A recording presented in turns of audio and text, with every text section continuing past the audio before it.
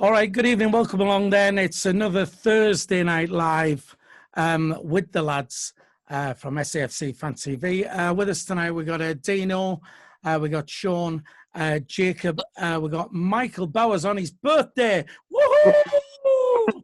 And we're joined, because the Mad Mistake is busy tonight, can't be with us. We've thrown it open and we've invited Sunderland fan Dave Lawrence to be with us. Come on, big cheer for Dave. Give him a cheer. Hey. Welcome to the team, Dave. Hey, boys. So Dave's going to join us tonight and we're going to discuss some topics, all things Sunderland. Of course, as usual, Sean has been on the social media getting your questions in. So if you've sent a question in, we'll try our best to try and answer that. Before we go on to that, I would like to mention this week, Sean did a poll on Twitter regarding season ticket sales. Is that right? Do you want to explain what that was, Sean? Yeah, well, I put a tweet on, which was basically asked the Sun supporters how many season tickets they think that will have sold. Obviously, the deadline's passed, and they come in that I think it was, I'm not sure exactly how many people voted, but they come in at the majority said that it will be 10,000 and under, which is very, very worrying. What were the options, Sean? Can you remember? It was 20,000 plus, 15,000 plus, 10,000 plus, and below 10,000. That was the four options. And below 10K is what that was what the majority was. Yeah, that was the majority for me. All right then, Dino, what do you think the answer to that would be? What was your opinion on it? What do you think? To be honest, I agree with what people are saying. I think it'll be under 10,000 because the coronavirus is still around, and there's still no chance of we'll probably being in the stadium from next season. And people have had enough of Donald. I mean, it's end of season, and we're still talking about what they're doing at our club, and what they're doing is bang out of warning. And I think people are sick of it. It's only the people who are probably buying the season ticket because they won't want to give it up. They don't want to give the season ticket, which is fair enough. But I do agree. I think it'll be under 10,000 people. Yeah, Dave, what do you think? Yeah, it's a tough one. Like Dino said, it's definitely going to be a massive impact because of the coronavirus and stuff like that.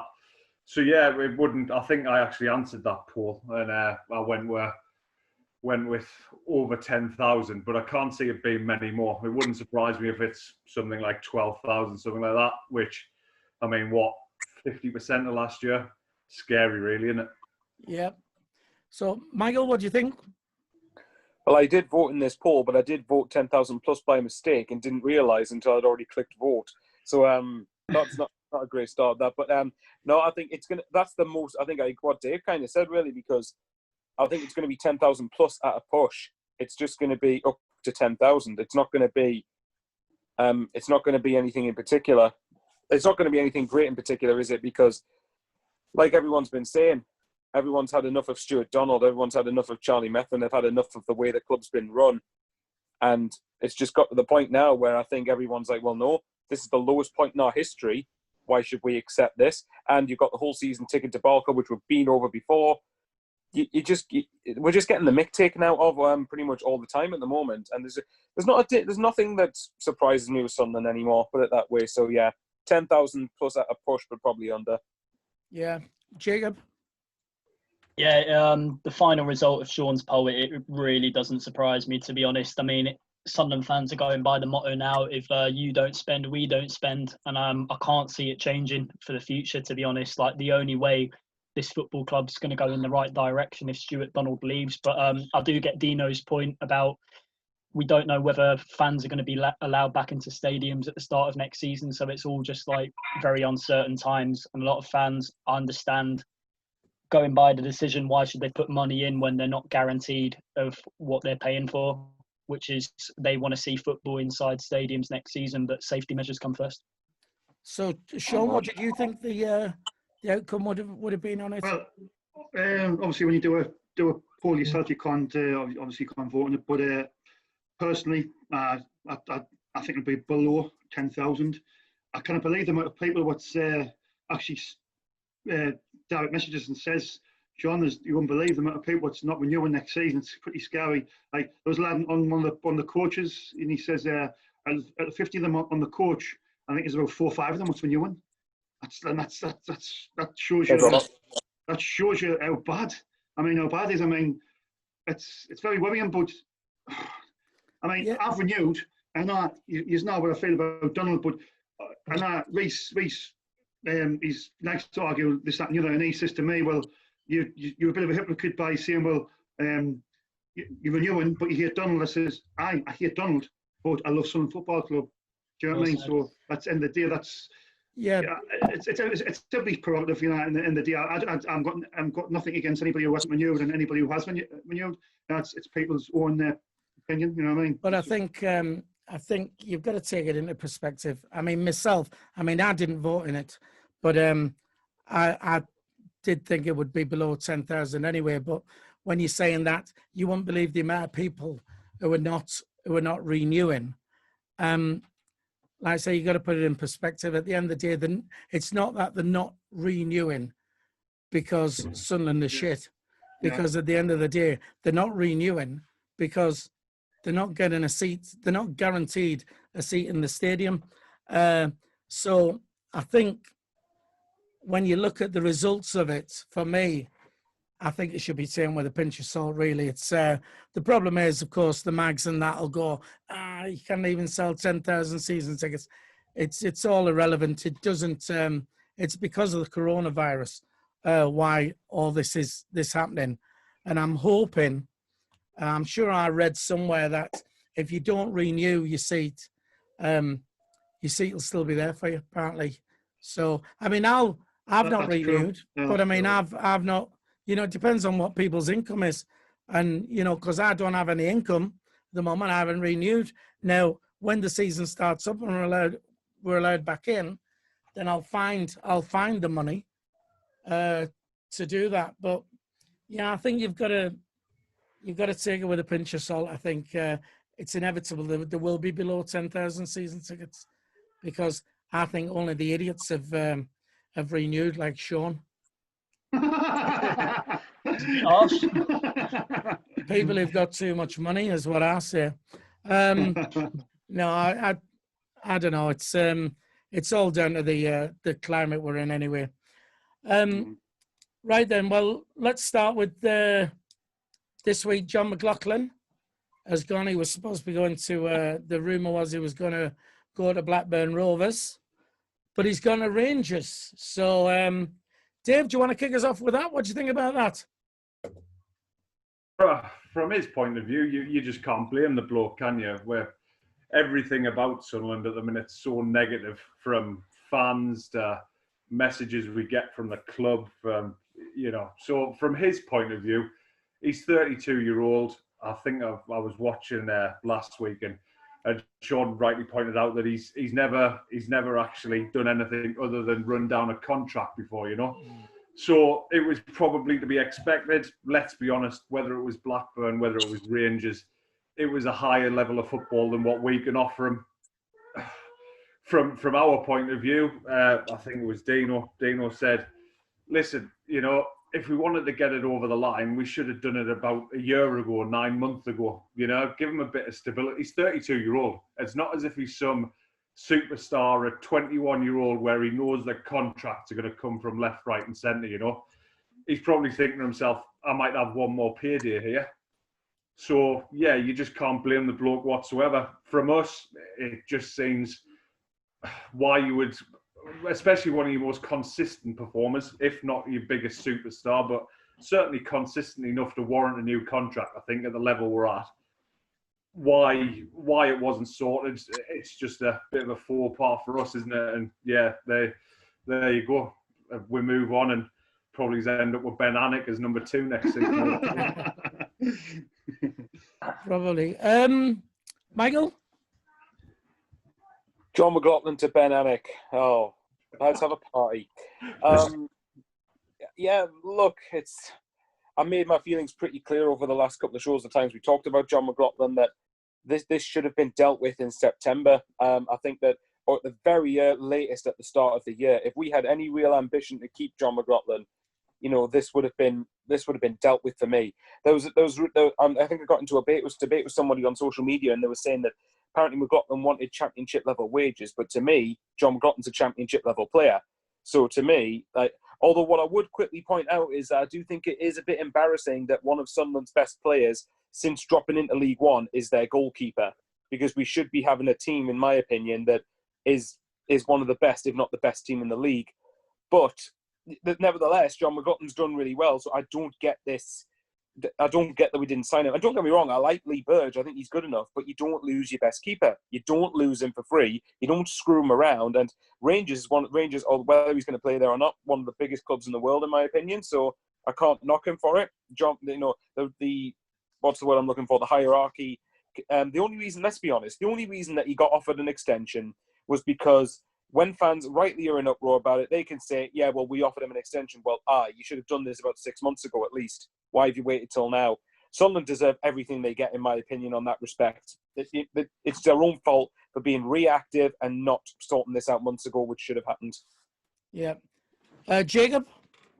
Yeah, to be honest, we only have ourselves to blame, allowing McLaughlin's contract to run down. But I would really love to see the new deal we offered him. It must have been the most unrealistic contract, full of so much lack of ambition, I would say, to be honest. I mean, he might come out and say, if I'm going to stay, I want championship wages. But then again, we've managed to convince Chris Maguire to stay one more year. And for me, I think he's championship quality on his day. So, yeah, that's all a bit confusing for me, to be honest. But like Michael said, this whole contract situation with McLaughlin, it should have been sorted out a year ago. They knew he was coming into his final year.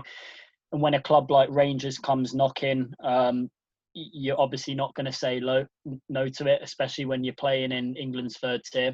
And it's all about, for me, finding the right replacement now to fill his boots for next season. He's left now, it's done. We have to forget about it. Although I do like Lee Burge, I think he's a decent goalkeeper. We do need although we've given Anthony Patterson a new contract as well, we do need someone who I think has a little bit more experience to play in net, that can add experience to the squad. Yeah, the only thing I'll add to it though is if we, whatever we offered John McLaughlin, whenever it was, he still has that record of running down his contract at everywhere he's been. It's as though he gets his mind set and then he runs his contract down. And then, like I say, Rangers, he would turn down Rangers. Dino? I've got a little theory. I think, because obviously Lee Burge spent most of his time on the bench last year. You've got a young keeper, Anthony Patterson, coming up. Maybe the board really didn't probably want to keep John McLaughlin. Maybe they think, we've got Lee Burge here, he's younger than John McLaughlin. Maybe just as good. He hasn't really had his chance yet, so we don't know. And then you've got a younger keeper, Anthony Patterson, who could be the next Jordan Pickford for all we know. He's very highly rated. So you get rid of John McLaughlin, who's 32. He might be on a big wage compared to Anthony Patterson and Lee Burge. You bring Lee Burge into number one. You bring Anthony Patterson in number two, and maybe Lee Burge might have been saying, "Look, I'm going to have to move." And maybe Stuart Dallas says, "We're going to let John McLaughlin go. We're not offering a new contract, and if we do, we know he won't accept it. And then you're going to be number one next season, and Anthony Patterson will make his way up to number two." That's what I'm thinking, because you say, you don't offer one of your best players of the last 2 seasons a contract in the final week of his deal. So they've done that for a PR. It's as simple as that. They've offered him the contract PR. If he accepted it, it would have looked good. But if, like you say, if Rangers comes in for you, you're going. They can get Champions League football, even Europa League if they don't make Champions League. You're under Steven Gerrard, and you've got a chance to win a couple of titles there if you can bypass Celtic. So I don't blame him. Good luck to him.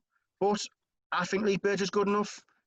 He was Coventry's number one, and then we're in the top 6 last season when he was playing. So I'm happy enough to give Lee Burge number one and Anthony Patterson see what he's got. Why not? Just a quick one. Parkinson came out this week and he said that Patterson was going out on loan. So yeah, he did. Did he? Yeah. He said he's going out on loan. Well, here comes Ben on it then, innit? Oh, sex tips in it. Fuck, oh, God. So, Sean, what did you reckon then? just a case of what everybody's really said. To be fair, you know, he's probably been our best player for the last 2 seasons, and I went through a bit of a dip in form when Jack Ross was here. When I think down at Lincoln, he made a very bad mistake, but I think he's a good goalkeeper, especially for League One. He's definitely a really good goalkeeper for League One. But this, I think, Stephen Elliott put on Twitter yesterday. He said, and I put the same tweet as well. Why would you let a contract run down to the last 6? Well, in fact, sorry, offer him a contract in the last 2 weeks. That's, as Daniels has said there, that was just to see they've offered a contract. They didn't really. I didn't think they actually want them to stay. But if you really want them to stay, you'd offer him one a year ago. If he turned it down or he didn't want to sign it, and you put him on a transfer market, and you get some money instead of getting nothing. You know what I mean? I don't blame a lad for going to Rangers, like as Daniels has said. You know, it's Europa League and Steven Gerrard. I'm not actually sure if he'll be the number 1 goalkeeper every week up there. I'm not sure. But you know, he'll probably get more money as well, and good luck with the bloke. But it's, for me, it's just I do actually think it's a case of we didn't really want him to stay. Do you know what I mean? I think Lee Burge is more than capable. I think he's a good goalkeeper. I know Jam Sonny put something on one of his videos saying, well, this is the problem Sunderland football clubs had over the years, where we say, oh, well, he'll be all right. He'll be just as good. He's got a point, like. They're saying he'll be just as good, but I don't think Lee Burge will be all right. I think he's more than capable of being our number 1 goalkeeper. But I think, as Dave has said there, Pattinson's going out on loan, and that they have said they're going to bring another goalkeeper in, so we'll just have to see what happens, won't we? Yeah, I think Lee Burge is a safe pair of hands anyway. And you know, you could be right. It could be that we didn't want him to stay, and he's been offered last minute. But again, it's all speculation. I mean, he used to say that he wasn't offered a contract early on, but he just had it in his mind that he was going to run this one down. Go on, Dino. The thing is, though, like Sunderland, every team is like this. I mean, if you look at Arsenal, Ozil running down his last year of his contract, Sanchez, these are world-class players, and it's not like it just happens to us, it happens to everyone. I mean, we had a striker in Defoe. I know he was aging, but could he have not done a really good job in the Championship? Time down to another year contract. We'll let him go for free. Think of all the other players we've let go for free. I mean, it's not the first time it's going to happen. It's not the last time. And League One players are replaceable. It's as simple as that. And to be honest, Lee Burge, I'm fully confident in the bloke. I really am. I think he could even be better, but we just haven't seen him yet. So imagine we get rid of John McLaughlin, Lee Burge comes in, he's our number 1 for the next 3, 4, 5 years, and everyone will be gone, God, he's a cracking keeper. Him, not like we don't know. Just give him a chance. Give him a chance. Yeah. Yeah. Michael? Sorry, I was going to interject. I think Michael? that one thing I would like to see Sunderland do in response to this, and obviously it depends on how we approach the window, is over the last 2 years, while John McLaughlin has been one of our best players, I think we shouldn't be in a position, in my opinion, in this league where our team needs to rely on our goalkeeper consistently to get wins. I get it. At key moments, you need your keeper to stand up and be counted. And I think Lee Burge is capable of doing that. But I'm hoping ideally, I would like next season to have a side that is not getting peppered at with shots every 5 minutes. I'd like to see us dictate games to teams and have us be the ones that are peppering other teams' goals. And while, again, you know, I'm not naive, we are going to face shots in games. We are going to have moments where we're going to be under the cosh. But I want us to really, you know, not rely on our keeper so much. Jacob? Yeah, one thing I will say about Lee Burge and like comparing him with John McLaughlin, this is the problem I had with McLaughlin, like in some games, like last season and the previous season as well. In terms of like his goal kicks, like sometimes he would like normally just kick them straight out for a throw. I couldn't work out how it was just, he found it so hard to kick a ball in a straight line. And I remember when Lee Burge came in for his debut at Wickham, every goal kick he took that day, all in a straight line. And like his handling was superb. Like he made a couple of good reflex saves that day as well. But John McLaughlin, what we do miss like is overall like leadership in terms of like organising his back four on like certain set pieces. Like his handling is very, very good, but like Lee Burge has more than the capability to come in and do that as well. Right. Well, I think to wrap that subject up, I think we can safely say there'll be none of our world-class players running their contracts down. I wouldn't have thought, because we don't have any. Right. Ballymumba, No. £350,000 to Norwich. Go on, Right. Dino. There seems to be a lot of hoo-ha over this. Before I chuck it out to you, me personally, I can't see why people think he's worth more than 350 grand. He's played a handful of games for a team in League One. 350 grand, I think, is, is, for me, is pretty good money. But that's my opinion on it. Dino, you're shaking your head. Yeah. Someone put a tweet out and I've seen it. Rochdale sell a midfielder or a defender for 1 million. Right back. Called right Matheson or something. Luke Matheson or something. Yeah, Yeah. that's it. He's same age. I think he's a year younger than Ballymumba. He's got a smaller club as people like that. He's at Rochdale. Yeah. I don't think he's even had an England cap. He played one good game against the Premier League team and he got bought for $1 million. And other than that, every time I've seen him play, he hasn't really done much. I mean, Ballymumba, he's been at Sunderland since he was a kid, I'm guessing. He's under 17s England international. You can't be a bad player if you're playing for your country. He made a start in the Championship. He started in League One.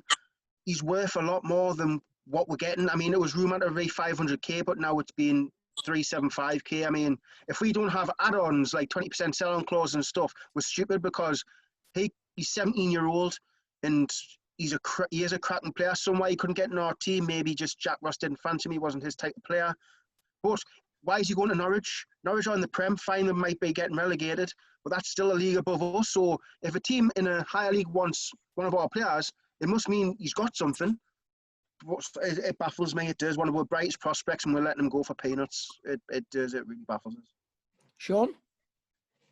Well, when it was rumoured a while ago that they was going to Norwich. I mean, it says 500,000, and obviously Keith Downey brought the news that was 350,000. So, I mean, I wasn't surprised. We knew it was going to happen, but my disappointment in it is that, when he first burst on the scene, he was 16. I think he made his debut against Charlton, 1-1, and you're thinking, he's got some of this lad. He's if he gets a run in the team, but then he just didn't get a run in the team, and you're thinking, well, how? I mean, in the division we are as well, you think he definitely get his chance, but I think the bigger point of it to me is we keep on selling our like talented young players, and that's a bit of a worry. I mean, I still think we could have get more money. I mean, irrespective if you think he wasn't good enough or he was good enough, I still think we could have get more money. And I think it's just another example of Stuart Donald just taking whatever's thrown him. You know what I mean? And that's. But maybe he wasn't getting in the team because maybe in training, maybe he's just not good enough. Maybe, it's. I get what you're saying. We saw him in spurts, and you thought, this kid's going to be all right. But we only see the little bit of it, and maybe he's not good enough to make it, and they've seen 350 grand as a good enough amount to take for him. Dave, what do you think? Yeah, I understand the frustration of it. Me personally, I think being involved in a bit of grassroots football and stuff, I think probably the reason that he didn't play was because of his physicality or lack of, if I'm honest. The boy's got a hell of a lot of filling out to do. He's probably got another 4 years of it, but that then begs the question, like Dino said, Norwich must be seeing something. They must have half decent scouts, for being at the level that they're at. And let's be honest, they probably will go down, but they're that type of club that are probably going to bounce straight or be close to bouncing straight back in the Championship. They're always quite well run. They know they're not good enough for the Prem, but they're probably a little bit too good for the Championship, So they've obviously seen something in them. Yeah, it's hard to go on a deal-by-deal basis and say Matheson was worth $1 million. And because, I remember when we played Rochdale, we absolutely peppered Matheson. It was just after his signing, and we absolutely tortured him. And I remember a load of people going, why have we paid this for him there? It's frustrating. He's a local lad. I think probably, and again, something that was mentioned last week, why did he go to South Shields to go and play, to apply his trade, so to speak? I think a lot of it was probably to do with physicality, which is probably one of the reasons they tried to move him to right back. But me and Sean were having a conversation earlier, and I said, listen, if there's one part of the pitch that Sunderland have been pretty dire in for the last 2 years when we've been at this level, is centre midfield. There's never any energy in there. There's never any creativity in there. And Mumba did give a bit of that. So whether you'd change your formation round to have 3 in the middle and then that give him 2 to protect him, do you know what I mean? Maybe that could have been something. But ultimately, managers like certain players. Managers don't like other players. It's just one of them, isn't it? But here's hoping we've got the 20-25% sell-on clause in case one day he goes somewhere for 10 million, you know? Quickly, Dino. So I'm going to ask you all a question here. Will you not be absolutely raging when, because Norwich will go down, I think the route is, if them go down next season, Bolly Mumba's in their starting team and he has an absolute blind season, will you all not be absolutely raging? The fact that we had a player like that in our books and we let him go for peanuts and he's running the championship. It's written in the script that's going to happen, to be honest. That'll be the most Sunderland thing in the world. But like the board will just be thinking, no, it's fine, we'll make a profit on him. Like our main priority should be like having our brilliant players at our club, like using them and getting them out of the division, and like not selling them for absolutely peanuts. But it's ifs and buts in it. What happens if he goes to Norwich and he absolutely dies on his arse and he doesn't get a game, and we've then got 300? But this is it, isn't it? It's like if he's brilliant, yes, you're gonna go. But if he does nothing, you'll say, well, that was good business. Michael, what do you think? Another example of the great management of our club at the moment, isn't it? What's there to add to it, really? Like, Ballymumba's just...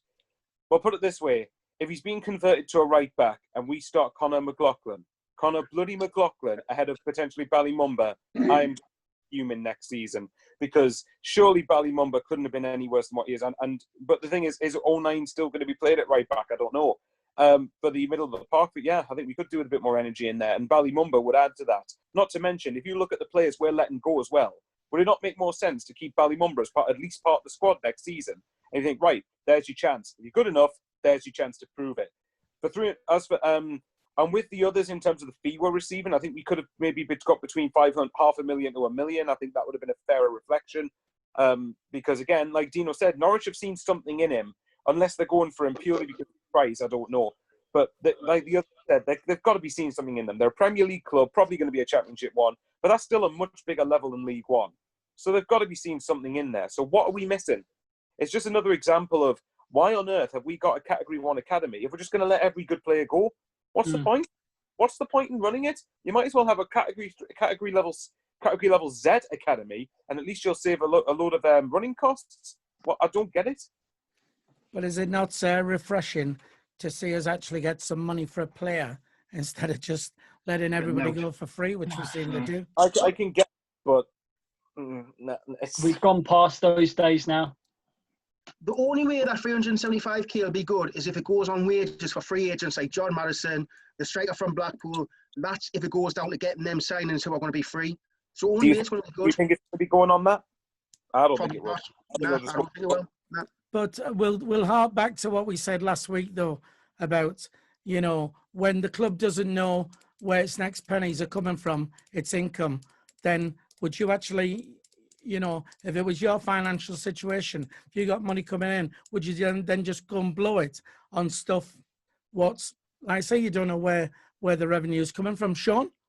I've got 3 or 4 questions just when we get ready for you. Oh, is that it? All right. Well, it's all right. We'll get you in. We've got bags of time. Don't worry. I just think, you've got to look at it from a business point of view as well. And don't get me wrong, I'm a fan myself. I'd love all the money to go on players and, invest in the team and what have you. But, if that money was needed to keep the club afloat, then, nobody knows where the revenue is going to come from next. And I know I'm a lone voice on this with you all because, but, I liken it to anyone's situation where if you've lost all your income, then, and you get a chunk of money in, and you still don't know where your other income's coming from, then you save that money in case you need it. Jacob? Yeah, going back to just a quick on Barley Mumba, I think like the physicality thing, I think that's not an excuse for me. We've seen like so many young English players over the years, like who have started off with like very lack of physicality, very small, like Raheem Sterling. Not only English players, also like Juan Mata, Kevin De Bruyne, they've started out when they were like 18, 19 with like so much lack of physicality. And it's about how they've been brought up through the system and through the academies they've been at into the top players they are today. And I think there's a problem at the academy of like at the moment of how we bring these players through, and it's not been the same. I think it's gone downhill since like Jordan Pickford and Jordan Henderson. Like from those days, like we haven't seen a player really come through the system since like them two. And like we need, if someone was to come in, like I touched this last week, we really need to invest like money in coaches and improving players at our academy right now. Right, Michael. Yeah, I mean, we're kind of going back on. I'm going to go back to a different point. I do get the point Phil is making about that, you know, the money thing. If it was your money, you wouldn't chuck at it, and I do understand that, you know, like I'll be amazed if we spend a single penny on transfer fees this summer. I'd be absolutely astounded. But for me, ultimately, I'm going to echo what Man Mistake said last week, and you know, you can be strategic about this. There's no guarantees of this, so I understand this. But ultimately, if Stuart Donald wants to sell the club, are Sunderland a bigger asset in League One or the Championship? And for me, if you're going out to target the free agents that are there, bearing in mind the players we've let go should be enough to cover those wages. Obviously, if we're in a precarious situation, come out and tell us, then we might understand a little bit more that, okay, we're not expecting to go out and get every single good free agent that there is. But for players that are relative to this level, one, wages shouldn't cost too much anyway. And two, you've got, like I said, you know, Marcus Maddison, this is the prime example. We probably won't sign him, but he's the name that keeps cropping up. Did any of you think Marcus Maddison's wages will eclipse what Duncan Watmore was on? I very highly doubt it. If you use 20k, just 20k of that 375 is 20k. It's now put 20k towards wages. Exactly. I mean, of course, it does all depend on what each player wants in wages. I understand that, but I just think that ultimately, the only way this is acceptable for me is if a sale happens. If a sale is imminent and it is going to happen within the next couple of weeks, which I very highly doubt. I think we're going to be stuck with Donald and Methvin for next season anyway. But if I just think that ultimately, you've got to think, right, if we're in the Championship, you're going to get more money. From a business perspective, you're worth more. You're going to get more broadcasting rights and you're going to get more people interested. I don't think for Dino, for you to make the comment of 20 grand is out, when, like I say, this could go on for another season where they have no income coming in. So 20 grand, you know, could be what saves you. Everyone's in the same boat. There's teams who are not as big as us, who haven't got the fan base we do, are in more trouble than us. At least we can sell players for 375k. Them can't. Yeah, I mean, it's like I say. I mean, you can all chuck every angle at it. I mean, I'm just trying to be sensible. And right, before you get your questions in, and I just want a simple yes or no answer from each of you on this. Norman Wheatley emailed us right at the start of the week, and he wanted to ask the question: if Bailey Wright had not been injured, do you think Sunderland would have definitely made the playoffs or even higher? Yes or no? Dino? No. No? Sean? Yes. Jacob? Yeah, I'll go. He was like, especially in that Gillingham game where we conceded. You know, Jacob, you know when I said yes or no? Yeah, right. no. Good man. Michael? Before we signed him, I know I'm going to do the same as Jacob. Before we signed him, we kept clean sheets without him. Yes! Before we signed him, we kept clean sheets without him, so that's not an excuse to fall apart after he got injured. Having said that, if he was there, playoffs definitely. Top two, don't know. What did he say? Don't know. Top two, I don't know. Playoffs definitely. Yeah, right, okay. All right, Dave, what do you reckon if you hadn't got injured? Yeah, I'm going to go with no. Well, like I said, No. million reasons for it, but I'm going to go with no. Yeah, I'm no. shocked. Yeah, Even no, injured, even We couldn't injured, score we would have goals. made the playoffs. Guaranteed, would have Couldn't been score up goals. by next Easter. Definitely. Right, Sean has been chomping at the bit to get in Big with finale. his questions. So, There you Sean, go. over to you, mate. Away you go. Right. First question from Paul Wilson, mine and Michael's mate. Sandy, Dog. down lad. Do you think we will struggle next season if Phil Parkinson isn't given the backing by the owners? I'll let Dave, you can answer this one first. I mean, well, considering we've only got about 10 players on the books, then yeah, I suppose the simple answer is yes, isn't it? But, I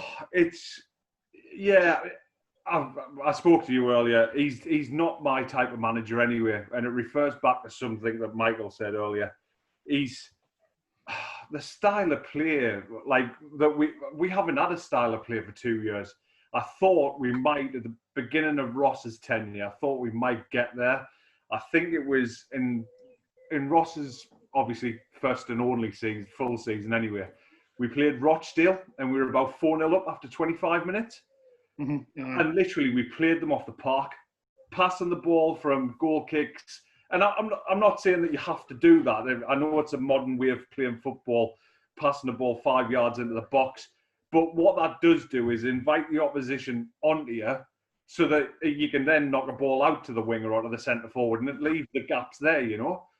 I just see with Parkinson, it's very, very route one. So he definitely needs some backing because if he's going to play route one and he's going to play it up to Wyke, we've seen one of Wyke's biggest attributes should be the fact that he should be able to win the ball in the air. I dare say there's a good 50% of the time he doesn't. So he's going to have to... That's generous. Understatement. I'll probably say more. You know. Yeah, so yeah, I think he needs some big backing. Again, I totally agree with Phil. I totally agree with Michael. We're not going to be paying out any money. I don't think there's going to be many clubs that do, apart from the big boys. But literally, we have to have some money for wages. You know, the money has to be there to get some people in. I heard, who was it? Someone on Twitter mentioned Stephen Fletcher the other day. I mean, it's never. I've seen it. I'd take Maybe the same player. Dino? Yeah, we're going to struggle. Of course, we're going to struggle. We've got like one right back, one left back. I mean, we've only got like two centre backs, or maybe even one centre back if Flanagan doesn't sign. I mean, it's worrying times. We don't really have a striker who can score goals, even though we do have one in Greg.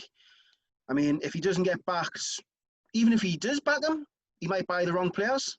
I mean, you broke up a canny team now with all the people we're letting go and who have sold and blah, blah, blah. So, yeah, he needs some major investment. Obviously, we're not going to spend any money because Donald's already said you don't need to spend money in this league to get out of it. You need to get the right free agents. And like you said, there's a Madison out there. Go and get him. There's that striker from Blackpool. Go and get him. And there'll be plenty of other people who are on frees. So use the wages what you've got now with getting rid of Watmore and all them lot, and go and get them free agents and push to get up top two. Playoffs is no good. Playoffs is just a look of the draw. Get top two. So go and get the signings. So I think he will struggle if he doesn't get back. Definitely, 100%. Jacob? Yeah, absolutely. Especially with those two clowns currently in the boardroom, it's going to be very hard for Phil Parkinson to get any sort of backing right now. But I think Dino hit the nail on the head. It's not about just bringing a load of players in to make up the numbers. It's about getting the right players in, and especially up front. I'm sorry, Charlie Wyke is not good enough. He can hold the ball up and use his physicality at times, but we need someone that's going to stick the ball in the net. And I'm sorry, last season he didn't. I know he was part of that brilliant team that went on a good run. He didn't score goals, and the same with Will Grigg. And we need someone that can really fill those boots at the other end of the pitch, because we just need, if you look at the stage we were at February this season compared to last season, the lack of goals we scored compared to the year before, it was a joke. Michael? Yeah, well, I think I will say I think Dave was saying that Charlie Wyke can 50% of the time holds the ball up because I think he's just new to the show and he wants to be generous. So, sorry, Dave. But look, I've made this pretty clear. It depends on what you mean. It depends on your definition of struggle. For me, struggle is any less than top two. So by that definition, yes. Because we're in the same position now, really, in terms of squad size that we were 2 years ago. So we've gone backwards. We've gone backwards to the point of 2 years ago where we now barely have a team and we're going to need to sign probably a dozen players. And some of them are probably just going to be there for the bench. As far as Jacob's saying, he's absolutely bang on the money. Will Grigg should be that player, but at this point, it doesn't look like he's going to be that player. So we need to try and get a decent fee for him. We're not going to get anywhere near what we paid, unless Wigan are interested in him. So I will take the piss with them and try and get all that money back, please. As far as Charlie White's concerned, yes, for God's sake, he's frustrated the living. I know Dino was like this during the season as well, and I was with him. Charlie White, this is one thing I've said in the past that I would want to see Phil Parkinson in the hot seat for the season, but if he continuously persists with Charlie White and doesn't see that every time the ball touches his feet, it bounces off him 20 yards, he can't challenge or win a header, and he's absolutely useless in front of goal, then he probably deserves second for that alone, because what we need to score goals, we need to get a striker who is going to put the ball in the back of the net, bang them in regularly. Charlie White, like Jacob said, is simply not good enough. He tries his socks off, and I hate slating him, but he isn't good enough. Parkinson sees him every day. I don't know how he doesn't see that. We're going to have to. I feel like I'm saying this every single window. This is a huge window. This is one of the biggest seasons in the club's history. We have got to get the season right by hook or by crook, whatever it's going to be. And I don't care what people say. We've got to get into that top two. Playoffs, I'm done with playoffs. That's not acceptable for me. Any less than top two, there's no point. And if we're not aiming to go up next season, don't bother. Don't bother. Last but not least, Philly. Dave, was you wanting to jump in there? Literally, just something, you look at any of the top clubs, the likes of Liverpool, the likes of Barcelona, anyone. And I was talking to Sean about it again this afternoon. Literally, because they've got a good nucleus of a team, they go out and they try and buy 2, 3, 4 players, very maximum, to improve it. Look at it. When was the last time we tried to make 2 or 3 signings just to improve us? This is going back years. We're constantly, every year, we get to this time of year, and it's literally 10, 12, 15 signings. And it's just bad, isn't it? It's just not good in any way, shape, or form. Go on then, Dino, quickly jump in. That was the biggest problem Canio had when he inherited the team. He got off to a good start, kept up, season finished, and then we brought in David Mobile, Carson, Cabral. We brought in all these names, Diakite. We brought about 8 to 12 players in, and we were a mess. We were a mess, and we ended up getting rid of them, the players we bought, for less money. And that's been another problem with Sunderland as well. We buy players for more and then sell them for less. I mean, it's a bad business model. Like it is. Well, for me, obviously the question, do you think Phil Parkinson will struggle without backing?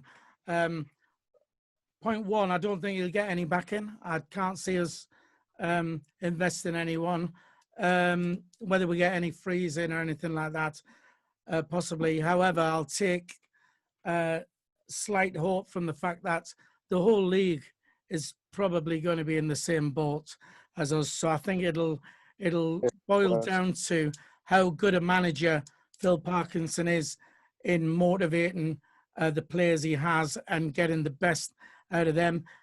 Do I think he's that person? I don't know. Yeah, I've still not seen enough of him. I think he's certainly should get another crack at it because of how this season has finished. And who's to say that Will Grigg won't come out of the blocks, all guns firing, banging him in? And it's that thing at the start of the season. If you get off to a good start, you're flying, and who knows, we may do, we may not do. But I'm willing to give him a go. Michael? I was just going to ask you a question, actually, and it's just something that's just occurred to us. If next season, or at least part of next season, is going to be behind closed doors, would you be shocked to see Grigg do better? That's a fair point. Yeah, to be fair, Are you saying the pressure of the fans? Is that what you think? Yeah. I'm starting to think Grigg, and I'm not making this an excuse for him, by the way, because I think Grigg should have been a success yet. But I just think that with the fans, obviously the expectation is going to be there. He's one of the highest paid players in League One history. That's not his fault. That's our fault for overpaying for him. But nevertheless, I think that I just wonder if there's not going to be that any fans at the start of the season, at least in the stadium, there's going to be less pressure on Grigg. Like, you know, as in directly during the game, there'll be less pressure on Grigg apart from his own teammates. Fair point. I wonder whether he'll excel more. I think his confidence is just like, I mean, Dave was talking about this. I think his confidence just started shot to bits. I didn't think we played the system, like the right system to suit his style of play either. I mean, Wigan did, we don't. I do feel sorry for that actually, but he has had chances, and I think just the confidence thing. Maybe just needs a manager just to put his arm around him and say, you know, and it might be all right. But we have got to strike it out. It was a proven goal scorer, but it's just typical. I'd rather keep Grigg than Wyke. I'd rather. 100%. You've got no guarantee that Parkinson's even going to start him. I mean, he's got to get into the team first to even show if he can score goals. Yeah, right. He might do better when there's no fans there, but eventually we are going to get back into the stadium. Yeah, so definitely. Yeah. When we do, is he going to turn into the old Will Grigg of just like not scoring anymore? But there was another point I was going to make as well. That's your age, Dino. When you get older, you start forgetting things like that. Ask Sean. What? I know what I was going to say, actually. Hey, hello. I seen a tweet, and accordingly, it wasn't shown on Sun Until I Die. But when we went in for Will Grigg didn't even want to leave Wigan. He didn't want to leave. Yeah, but when the club accepted the offer, he said he had no choice but to go. So he's basically saying he got pushed out of Wigan to go to a club he didn't even want to play for. So that doesn't bode well. I mean, do you know, he wanted to stay at Wigan and he didn't want to come to us. And I mean, I don't think any player goes to a club and with the attitude of, right, well, I'm going here, I don't want to be here, so I'm not gonna play, because at the end of the day, it affects them. But your heart's not in it, though. Your heart's not in it. If you don't want to play for a club, your heart's not in it. You think, I'm getting paid, my heart's not in it. If I play shit and the fans on me back, it doesn't matter because I'm still getting paid. I mean, it's not a good sign when your heart's not in it. You clearly want to stay at Wigan, and at the end of the day, if you wanted to stay at Wigan, he doesn't have to agree terms. If you wanted to stay there, he should just went, I want to stay at Wigan. I'm not going to accept Sunderland's terms. That's always an option. I can't accept that you think Will Grigg was then coming to Sunderland with the potential of the crowds he could play in front of and everything, was not excited. Whether he wanted to come or not, you know, I'd argue that there's no way he wasn't excited about coming to a club like Sunderland, even in League One. Maybe he couldn't handle the pressure he was going to be under from the start. He's a highest transfer fee in League One. That's a lot of pressure straight away. So you're already under pressure. Maybe the pressure's too much for him. Do you not feel with Will Grigg also? Do you not feel with Will Grigg also when he first came, like the first couple of games he played, like his fitness looked shocking. It felt like we dragged him out of one treatment room and basically put him in another. I think he got like a big injury at Wigan just before we signed him, and when he came back, he wasn't quite the same player. But like, we shouldn't be spending like that ridiculous amount of money on a player that's just come back from injury. Let Michael in quickly because he wanted to. Yeah, fine. Yeah. I was going to say, what if we sold Will Grigg this summer, what fee would you take for him realistically? Anything. Well, just get him out. Just let him go. 4 million. We've got to try and get at least 2 if we could, but I don't think we will. I think no one will pay 2 million for Australia who scored 2 goals in like 2 seasons. $1 million, $1 million or maybe 1.5. Right, Sean, have you got some more questions there? So we're going to have to try and. How long got left for we've got about. I don't know. My watch just stopped. We've got about 10 minutes. Close. 10 minutes. Right, just a quick one. This is off Jack, who was wanting to come on the show, obviously, but I said we'll get him on another time. Did you say it wasn't good enough, Sean? Did you say we got Dave, and Dave's much better looking than you? No, he seems a canny lad. He's had a good conversation yesterday. So anyway, this is off Jack. The question is, do you think Luke O'Nien is the worthy of the captaincy in the long term? Dave? He's certainly a good role model, isn't he? He certainly seems to care. So, yeah, I wouldn't for the predicament that we're in at the minute, I certainly wouldn't give it to him at all. But you know, if we get someone like Bailey Wright, I think he's absolutely nailed on. Someone like that. Yeah. Michael? Same answer. I think don't give it to Bailey. I think if you sign Bailey Wright, give it to him. If not, give it to Jordan Willis. I think 09's one of my favourite players in the squad. But yeah, he's not. He doesn't strike me as the type as a captain. But if he does, fair play to him. Dino?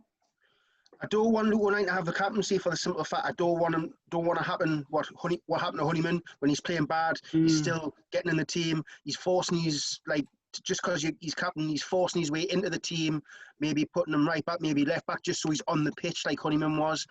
I like him the way he is, the energetic bloke. He'll play anyway. He doesn't need the burdency of the captaincy.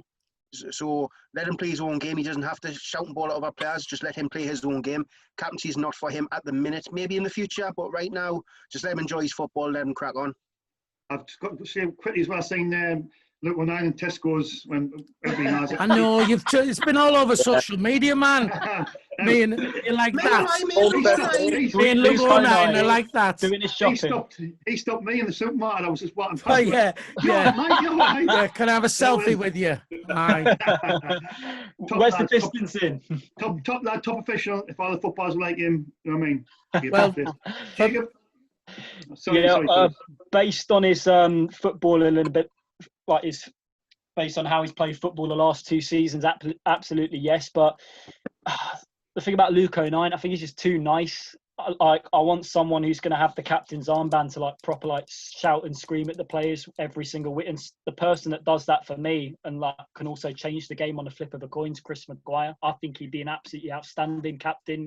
He's vocal, really gets into the players, tells them to get stuck in. I think that's what you need. And Luke O'Nien. Maybe in future, but not right now. Can we just sign Patmore back, give him the captaincy?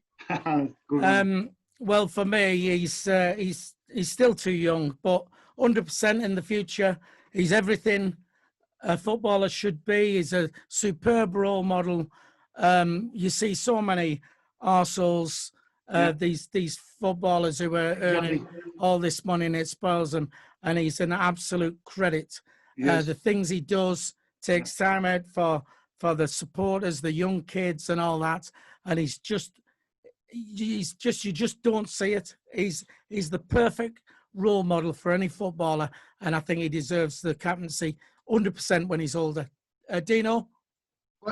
Shout out for him as well. During the lockdown, obviously everyone was getting really unfit. So he streamed on YouTube doing fitness sessions on mornings. Sean mustn't have known about that. But that just shows in his cell. He's got time for everybody. Do you know what I mean? He's helping people get workouts in on because everyone was apart. No one had any routine, so he give them a routine, give them a workout on a morning. He's a top quality person. I've taught him a couple of times. He's down. Are you and him like that as well? He remembers me. He remembers me. But if all footballers like him, football would be in a much better place. He's a quality lad. Simple as that. He's taking kids after the match when they finish. He's taking kids out the crowd, and he's had a kickabout with them on the stadium and everything. He's just I can't say a bad word about him. He's superb, and now that he's Sean's best mate as well, I think we all love him. Let's see it. I was in Tesco's and he obviously stopped me, and I couldn't believe it. I first get his hoodie on. He had these flip flops on his shorts, and he went, "It's a big crap there. The season's finished and that." And I went. The first thing I said was, "Luke, top me your contract." He went, "I've signed another year." So I went, boom, straight on social media. But I think it said an echo a few months prior that he's getting an extension anyway. But he's a great lad, and like Philly says, and Dino, he's a role model, and I wish all footballers were like him, but unfortunately they're not. You know what I mean? But he's. Sean, did you pay for his shopping as well? Luke, if you're watching this, Sean loves you. He loves you. He liked me tweet as well. So steady on, Sean. Right, look, we got 5 minutes. If you got another question, Sean, you can chuck it in. If not, I've got one thing here. So do you? I've got one. I wasn't going to see it, but I'll read it out because I think Dino might like this one. But somebody having a go at me. It's called Cider and Swans. Do you not get bored to tears of blaming everything on Stuart Donald? The last kick defeat in the playoffs, a global pandemic, despite being 3 points off second, but every effing thing is his fault. Maybe let's scrutinise Short instead as the real cause over the years. Well, I'm with him 100%. I just think it was you what said this, wasn't it? Listen, the thing is, though, no, the thing is, Sean, right? We can all have opinions, but you've got an unhealthy dislike for Stuart Donald. Yeah, he's definitely got a Stuart Donald on his dartboard, honey. He's got Stuart Donald on his dartboard. You bastard! I hate you. He's got a voodoo doll, man. He's sticking pins in him and all sorts. In fairness to Sean. But he's got a photo with Stuart Donald, though. I took down at Bolton. He's got a photo with Stuart Donald, his best mates. Yeah, actually, I'm going to stick up for Sean a little bit here. He's not the worst I've seen for anti-Stuart Donald stuff because, you know, I've seen a couple of people who have literally been obsessed, and I don't think Sean's mentioned him that much recently. For what that guy said to you, yeah, you could tell he sounded a bit passionate by the way he was speaking. Look, don't get us wrong. I've said before that, you know, if I blamed Ellis Short mainly for us going out in League One, I can't be a hypocrite. I've got to blame Stuart Donald mainly for us still being in League One. If I'm going to say, oh, you know, Parkinson and Ross have got to take their share of blame, well then so have Simon Grayson, Chris Coleman, David Moyes and every other manager that Short's appointed. So it's a collective blame. It's not just one thing altogether, but ultimately people are going to... I'll tell you one thing though, if Stuart Donald, well I will say actually, if Stuart Donald doesn't take this seriously enough next season and tries to really get us into the championship or sell us, he could pretend, and I'm not being blasé here, he could go down potentially as one of the worst owners in Sunderland history. Because well said, Michael. Well said. He could be. He's very much a danger of that if he's not careful. Right? Can I just quickly then, because we're running out of time here, Dave? Can we just get your views on Stuart Donald? Because obviously we all know where we all stand. What are your views on it? Hey, they've set themselves up for a fall. Unfortunately, they're going back on things that they said. Hey, I stood with him first season League One. Me and my brother were in the seats directly next to him and his pregnant wife against Walsall when we equalised in the last minute. We went down to 10 men. Mm-hmm. Yeah, and I tell you what, the one part of Sunderland Till I Died that I saw, he said that it's going to be right at the beginning. He said it was going to be bad for him because he'll treat it as if he's a fan. And you look at the Grigg signing. He did that purely on impulse. It was, he was wrong. There was people, and I don't like the people he surrounds himself with, but ultimately they were telling him not to do it, and he still did it. That to me is him being a fan, not being an owner. And ultimately now he's done things the wrong way. He's made stupid decisions, and ultimately he's already the most unsuccessful owner because of where we finished the last 2 years, you know, albeit premature this year. But yeah, he needs to go. Well, it's just it's dividing our fan base, which nobody can question our loyalty, you know. It's as simple as that. We've been through enough crap to right, well, obviously I know now why Sean let you come on tonight. Look, I'll tell you, listen, there's one thing I want to try and get in. We've got basically 3 minutes, so I want you all to be quick on this. And when I saw the retained list this week, Aidan McGeady on the retained list. Now, and I just want your opinions quickly on this. If Aidan McGeady has been this bad apple, which caused all the problems before we started on a decent run, right? Why are we retaining him? What's the logic around that? Quickly, do you want to run around that, Sean? Wages. He's on a big wage, obviously, but I didn't believe that he'll be here next season. I think we'll loan him. I think he's got another year left on his contract. So yeah, I think he'll get loaned out. I think he'll get loaned out. We can't afford to keep him on the wages he's on. I think he's on with 16, 17 grand a week, so he'll be gone for 100%. Right, yeah. Jacob? Go on, Jacob. It's interesting because on his day, although people can say what they like about it, he's still a top draw player to have in that league. If he comes back and shows to Phil Parkinson, if he's still in charge, of course, that he's changed his ways, I'd happily have him back straight away. Although people can say he might have been the bad apple in the dressing room last season, but his goals could be either not going up automatically or finishing in the playoffs, and also his assists as well. Good point, Jacob. Michael?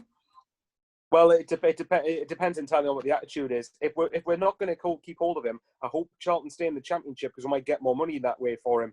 But if you're going to look at next season, if Aidan McGeady's going to be there, and if he's changed his ways, the only thing I'm a bit sceptical of is the fact that when Aidan McGeady was in the team, the rest of the team wasn't taking responsibility. That's got to improve if Aidan McGeady's in the side. I don't want it to be the Aidan McGeady show. I want us to play as a team. But if he's prepared to work with Parkinson the way Maguire did, to be fair, yes, I'd have him any day of the week.